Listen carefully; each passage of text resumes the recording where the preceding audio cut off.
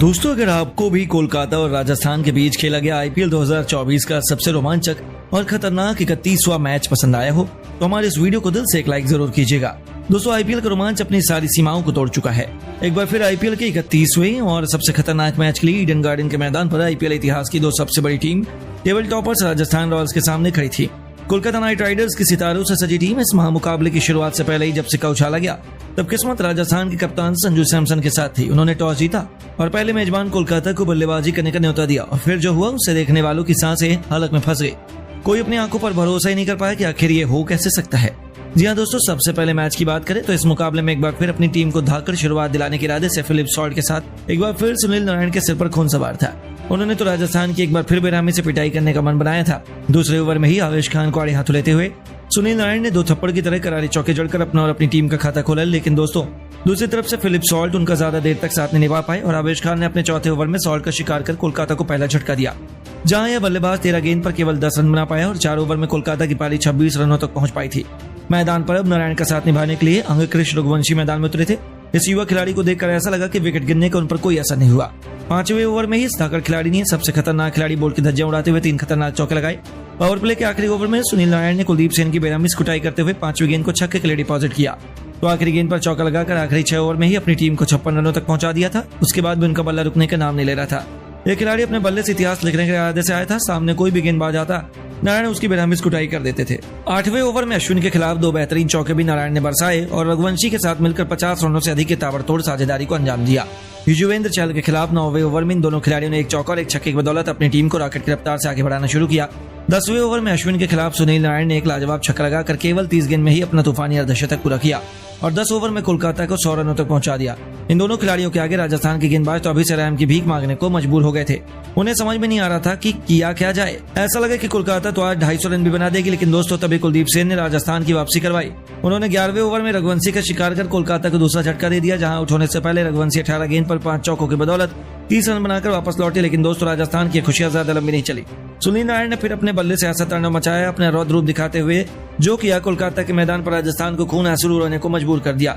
12वें over में उन्होंने रविचंद्रन अश्विन को आड़े हाथों लेते हुए दूसरी गेंद को छक्के के लिए डिपॉजिट किया तो एक के बाद एक 2 खतरनाक चौके लगाकर 12 ओवर में अपनी टीम को 125 रनों तक पहुंचा दिया तो वह केवल छक्कों से डील कर रहे थे। उनके आउट होने के बाद भी बैटिंग करने आए श्रेयस अय्यर ने बेहतरीन छक्के से अपनी शुरुआत जरूर की, लेकिन चहल के सामने वो ज्यादा देर तक नहीं टिक पाए। कप्तान अय्यर को 7 गेंद पर 11 रन बनाकर वापस जाना पड़ा और 13 ओवर में 133 रन बनाकर कोलकाता ने 3 विकेट जरूर गंवाई, लेकिन वन मैन आर्मी की तरह सुनील नारायण ने अकेले ही राजस्थान के गेंदबाजों को नानी याद दिलाने का मन बनाया हुआ था। उन्हें रोकने का कोई भी प्लान राजस्थान का कामयाब नहीं हो पा रहा था। दूसरी तरफ मैदान में उतरे आंद्रे रसेल ने 15वें ओवर की पहली गेंद पर चौका लगाकर कोलकाता को 150 रनों के पार पहुंचाया तो उनके बाद भी उनका बल्ला थमा नहीं। खासतौर से सुनील नारायण पारी का 16वां ओवर लेकर आए थे। युजवेंद्र चहल के कंधों पर अपनी टीम को सबसे बड़ी सफलता दिलाने की जिम्मेदारी थी, लेकिन दोस्तों सफलता तो हासिल हुई है सुनील नारायण को और इस ओवर में जो हुआ उसे कभी कोई भूल नहीं पाएगा। पहले तीसरी गेंद को नारायण ने छक्के के लिए स्टेडियम के दूसरे स्टैंड में डिपॉजिट किया तो चौथी गेंद पर खतरनाक चौका लगाया और 5वीं गेंद पर एक बार फिर नारायण का बल्ला गरजा।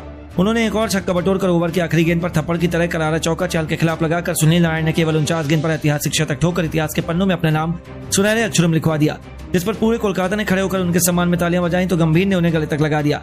16 ओवर में कोलकाता 184 रन बना चुकी थी। हालांकि दोस्तों 17वें ओवर की पहली गेंद पर आवेश खान ने आंद्रे रसेल को वापस भेजा, जहां यह खतरनाक बल्लेबाज 10 गेंद पर केवल 13 रन बनाकर वापस लौटा, लेकिन अभी भी अकेले सुनील नारायण राजस्थान के नाक में दम किए हुए थे। 17 ओवर में कोलकाता ने 191 रन बनाए और 18वें ओवर में एक बार फिर बोल्ट का स्वागत नारायण ने चौके से किया, लेकिन दोस्तों बोल्ट भी कोई अच्छे खिलाड़ी नहीं है। अगली गेंद पर उन्होंने एक ऐसी लेजर गाइडेड यॉर्कर मारी जिस पर आखिरकार सुनील नारायण को अपने हथियार डालने पड़ गए और बोल्ट ने उन्हें क्लीन बोल्ड कर अपनी टीम को सबसे बड़ी सफलता दिला दी। जहां आउट होने से पहले नारायण 56 गेंद पर 13 चौके 6 खतरनाक छक्कों से सजी 109 रन की बेमिसाल पारी खेलकर वापस लौटे। हालांकि उनके आउट होने के बाद भी रिंकू सिंह ने रनों की रफ्तार में बिल्कुल भी कमी नहीं आने दी। 2 खतरनाक छक्के और एक बेहतरीन चौकों की बदौलत केवल 9 गेंद में 20 रन बनाकर उन्होंने अपनी टीम कोलकाता को 20 ओवर में 223 के पहाड़ जैसे स्कोर तक पहुंचा दिया था। राजस्थान के लिए आवेश खान और कुलदीप सेन ने सबसे अधिक 2-2 सफलताएं हासिल की, लेकिन कोई भी टोटल कोलकाता के मैदान पर सेफ नहीं होता। राजस्थान इसे हासिल करने के काबिल तो जरूर थी और यही डर गंभीर की कोलकाता को सता रहा था। राजस्थान के लिए जल्द से जल्द इस लक्ष्य का पीछा करने के लिए यशस्वी जायसवाल के साथ जॉश बटलर की खतरनाक जोड़ी मैदान में कदम रख चुकी थी। आते ही यशस्वी ने पहले ही ओवर में 25 करोड़ के मिचेल स्टार्क को बेरहमी से कुटाई करते हुए 2 खतरनाक चौकों से अपना और अपनी टीम का खाता खोला और दूसरे ओवर में यशस्वी ने वैभव अरोड़ा का स्वागत स्टेडियम पार एक आसमानी छक्के से किया।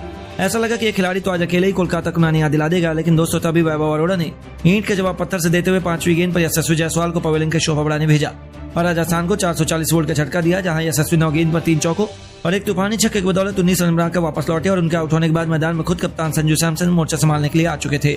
दूसरी तरफ बटलर ने भी यशस्वी जायसवाल की अप्रोच अपनाते हुए खतरनाक बैटिंग करनी शुरू कर दी।